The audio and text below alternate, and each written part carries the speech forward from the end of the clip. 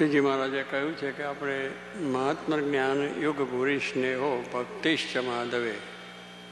શ્રીજી મહારાજે એક આ શ્લોકની અંદર કર્યું છે કે ભગવાનની પ્રસન્નતા ક્યારે કે મહાત્મા જ્ઞાન એટલે મહાત્મા જે સમજવાનો છે, મહિમા જે સમજવાનો છે, અને એ મહિમા એ સહિત જે ભક્તિ કરવામાં આવે એ મહારાજે કહ્યું છે કે એવી ભક્તિ કરવી.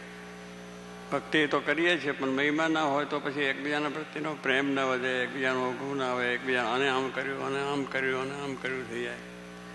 પણ દરેકનો મહિમા સમજે, નાના મોટા ભાઈ બહેન તમામને એકબીજાનો મહિમા, સંતોને એકબીજાનો મહિમા, તો એ ભક્તિ છે. ભગવાન એનાથી રાજી થાય છે. આપણે આગળ દાદા ખાચરને બીજાની વાતો સાંભળી એમનો કે એને ગમે એટલું સંકટ આવ્યું, ગમે એટલું કર્યું પણ ભગવાનને મૂક્યા નથી. ભગવાનને એને રાજી કરવા માટે પોતાનું તનબંધન અર્પણ કર્યું. મારા છેવટે જવાનું થયું તો પણ એમને કહ્યું તમે છો તો તમે સુખી છે, બાકી તમે જશો તો દુઃખમાં વધારે દુઃખ થશે.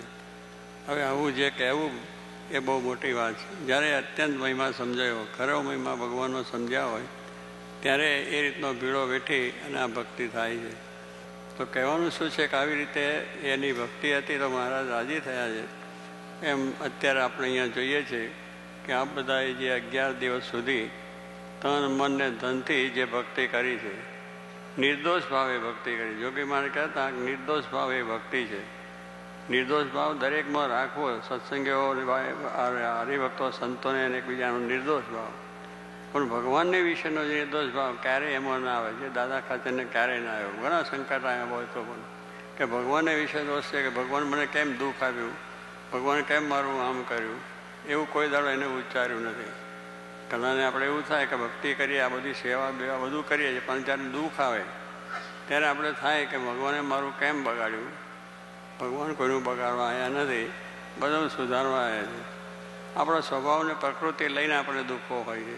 કેટલીક વખત ભગવાન આપણી પરીક્ષા લેવા માટે પણ દુઃખ આપતા હોય છે કે મારો ભક્ત સાચો છે કે નથી સાચો એ જોવા માટે પણ કરે છે. અને એ રીતે પોતાના માણ્યા છે એટલે એની ભક્તિ દ્રઢ થાય, વિશેષ થાય. એને માટે આવા પ્રસંગો મૂકે તો તે વખતે માણસને ખબર પડે કે કેટલો આ ભાવ સાચો છે. જેમ દાદા ખાચર બોલ્યા ને હું જાતને મારો ગરાસ વેચી દઈશ પણ તમે અહીંયા રહો, એવા ભક્તો પણ આ છે. તો એવા અનેક ભક્તોના આ ગાથાઓ છે. અત્યારે આપણે મૂળ લાંબો સમય છે પણ કહેવાનું શું કે એવા પ્રસંગે ભક્તિ મૂકીને સત્સંગ મૂક્યો નથી. કારણ કે આપણે જોડ્યા છે કોની સાથે? સીધા ભગવાન સાથે, સંતની સાથેના આપણે જોડાણ છે. એટલે એ પ્રમાણેની આપણી ભક્તિ છે. તો એ જોવાનું કે એ કેમ રાજી છે, પછી બીજો શું રાજી છે કે નથી રાજી થાય.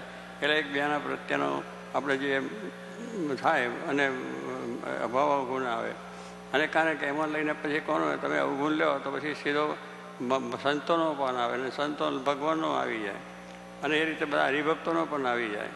તો શું આપણે સમજ્યા નથી. આપણે ભગવાન શું વસ્તુ છે સમજ્યા નથી કે બધા આખી દુનિયા તમે રાજી કરો પણ એક રાજી ના હોય તો કશું ના થાય. દુનિયા માત્ર રાજી કરો પણ જે ભગવાન છે એને રાજી કરવા આવ્યા છે. આ દેહ એને માટે છે. એ રાજી થાય તો બધું તમારે આખું જન્મ સુધરી જાય. તો એવી ભક્તિની વાત છે. અને મહારાજે એવા ભક્તોને પર કરી છે અને ભગવાનની સેવા એ પ્રમાણે કરી છે, કરાવી છે.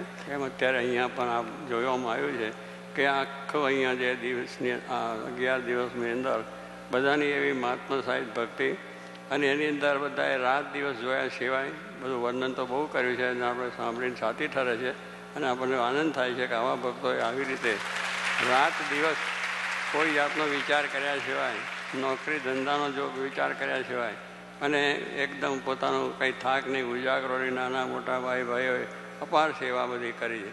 તો કહેવાનું શું છે કે સેવાથી ભગવાન આપણા પર રાજી થાય છે અને એવી ભક્તિ કરવાનું બળ ભગવાન કાયમને માટે આપણને આપે એમની હંમેશા પ્રાર્થના કરવાની છે. કારણ કે આ ક્યારે આ ભક્તિ થાય કે જ્યારે મહિમા સમજાયો હોય, ભગવાનનો મહિમા સમજાયો હોય કે ભગવાનના સંબંધવાળા છે બધા, તો એને વિશે એવો ભાવ રહે અને એની સેવા બધી થાય છે. તો આવી રીતે આ તમારા જે સંતોએ બધી બહુ વાત કરી છે. એટલે તમારી ભક્તિ, સેવા અને જે સમર્પણ એ અદ્ભુત થયું છે. અને આવી નવી ભક્તિ સેવા કરવાનું બળ મળે અને એકબીજાનો મહિમા સમજાય તો બહુ મોટી વાત છે. કારણ કે આપણે બધા ભેગા છે એટલે કેટલીક વખત આપણને કંઈક થાય પણ મહિમા સામું ભગવાનનો મહિમા જો સમજ્યા હોય તો એના ભક્તોનો મહિમા સમજાય, અને ભક્તોનો મહિમા આપણે સમજીએ તો ભગવાનનો મહિમા પણ સમજાય. અને આ જે સેવા થાય છે અરસપરસ એ સંતોને આપનો મહિમા છે, આપનો મહિમા સંતોને છે, તો એ બધાને સંબંધ કાયમ રહે અને એવો ને એવો પ્રેમ થાય. એવો ગમે એટલા પ્રશ્નો બને, ગમે એટલે કાંઈ વ્યવહાર કરવાનો છે એટલે પ્રશ્નો તો થાય જ, પણ એ પ્રશ્ન ન ગણતો આપણે ભગવાનને રાજી કરવા છે એટલે બધું આપણું મૂકીને, મન મૂકીને, આપણો સ્વભાવ મૂકીને પણ આ સેવા આપણે કરી છે અને થાય, અને કાયમને માટે એવી ભક્તિ થાય એ માટે મહારાજને પ્રાર્થના.